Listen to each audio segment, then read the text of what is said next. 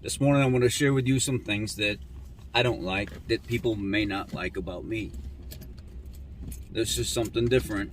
I'm not used to doing this, but in the automotive field, I only have so much tolerance for so much stuff. I really don't like a lot of BS, and I find that I am more sympathetic to people as they get older and they get more stubborn and crabby, because I feel like I'm becoming the same way. Or is it more that I'm starting to see why people are the way they are, and it's just taken me this long to learn? Maybe being in the mid-30s is the prime spot for somebody to wake up and actually realize a lot of the things that you used to think is important, or you wanted to put time and effort and a certain amount of energy into certain topics and things in life, that you were wasting your time anyway. You probably shouldn't have invested so much time in it. One of my pet peeves is when I go to work and I just get there. It's not that I'm not a morning person. I don't want 1,000 people coming up to me trying to talk to me. I don't want a service writer coming to me as soon as I get in the door trying to tell me about, oh, the parts are here for this job and everything else. Give me a second to get in here and get situated and settled and stuff. Don't come talking to me about, let me get settled. I'm not ready to hear your jargon about what parts came in or what you think should be pushed ahead of this customer and stuff like that. Give me time to settle in. Or one of the lube techs come up to me and they want to, he watches the channel too, and I'm honest to a fault with everybody I talk to. Especially the more I become comfortable with you and you know my personality and I know your personality, I'll tell you straight to your face. When I get to work in the morning, I don't want to hear about your car or what modifications you want to make to it or the exhaust finally came in. I ain't trying to hear all that. I'm trying to get to work, get settled in, and get focused on that first car that I'm supposed to be working on and get to grinding it out.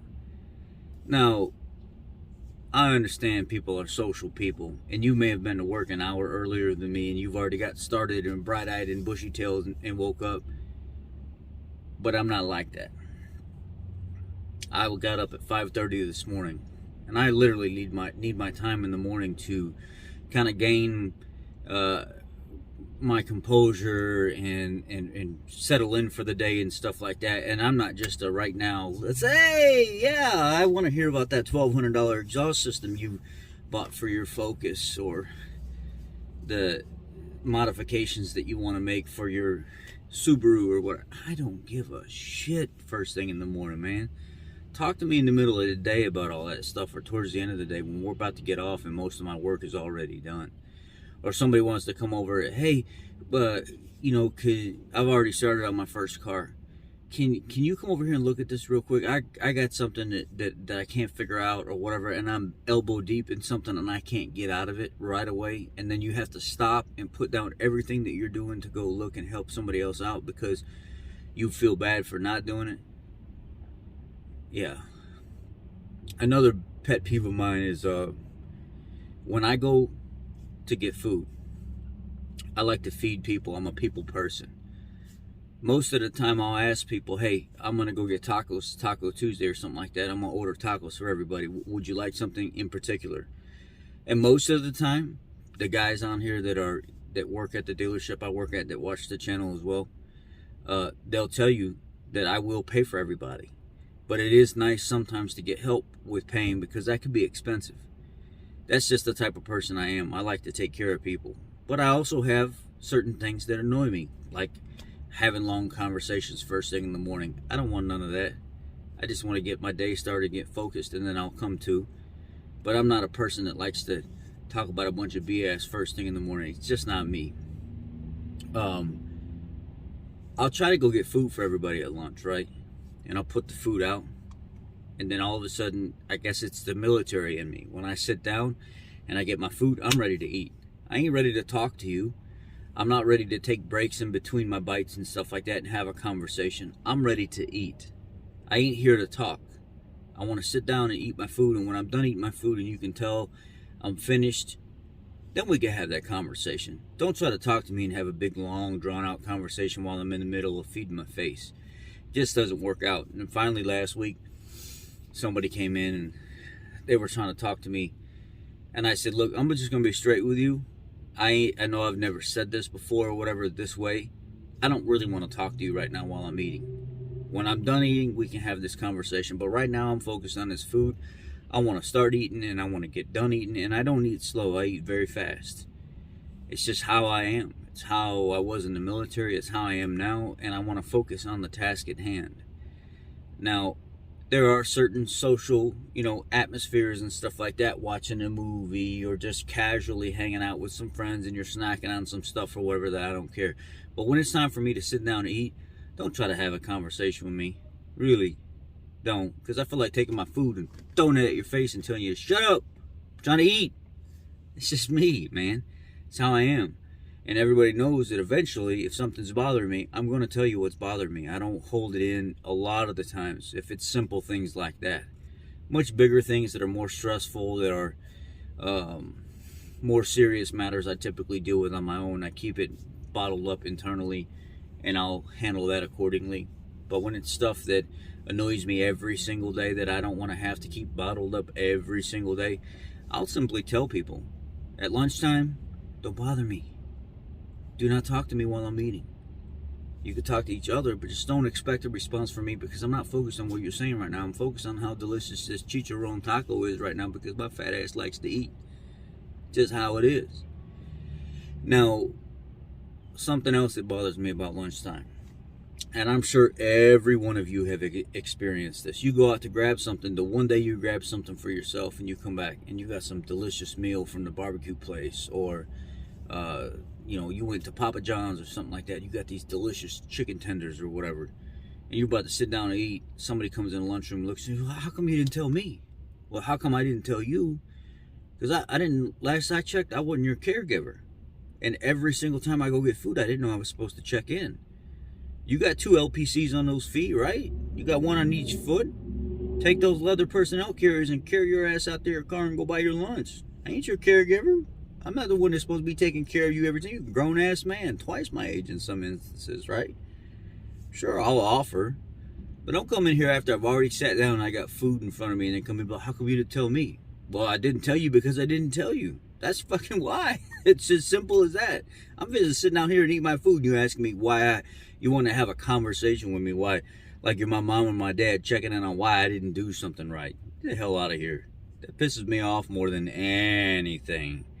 Did you tell me the last time? Oh, you didn't, did you? That's right. Did you tell me the time before? No, you didn't, did you?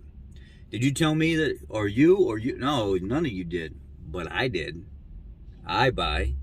I take care of everybody. But when I don't do it, when I choose that one day to worry about just me, my little old self, or big old self, whatever you want to call it, then it's a problem. That aggravates me. Sometimes I get to the point where I'm just like, man, shut up.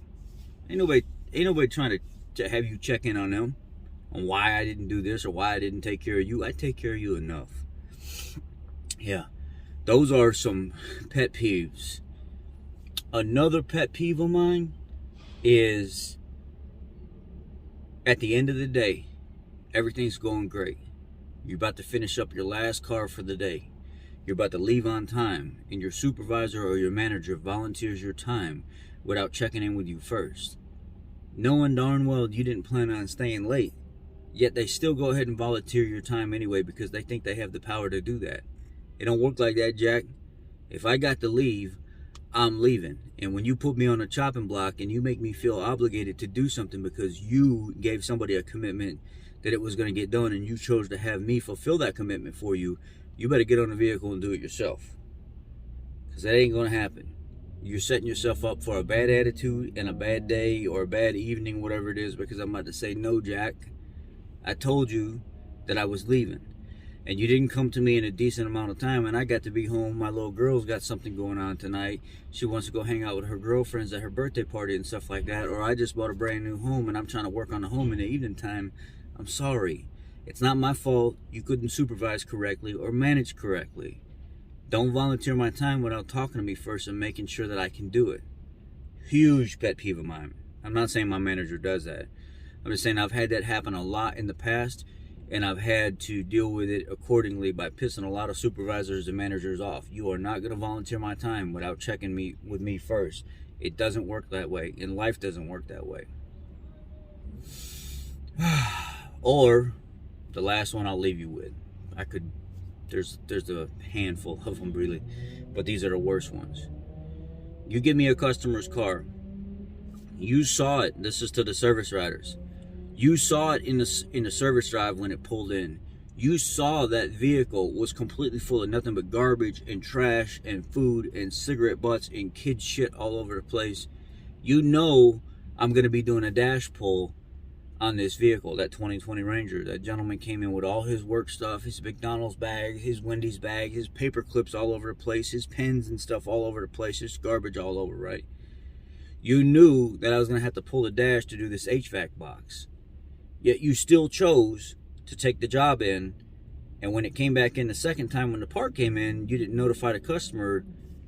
I did ask you to make sure the stuff was out of the vehicle so the technician can work clearly without having to maneuver your personal belongings and stuff around, and you got some trash and stuff in the vehicle and everything else. That's not the technician's responsibility to go through and clean up your vehicle and everything, because he's going to be in your garbage. He's going to be in your paper clips and stuff all over the place. He's going to have to dump out the many cups of change that you have all over the place. That center console's got to come out. That dash has got to come out. He's going to have to take all your personal stuff and move it to the bed of the truck, and then take it and transfer it back in the vehicle, and then at the same time throw all your trash and stuff away. That is not my responsibility. I do not get paid for that. So when you come to the dealership and you know we're going to be doing interior work on your vehicle, clean your stuff up. Get your personal belongings and stuff out of there and put them back in on your own accord. I don't get paid to do that.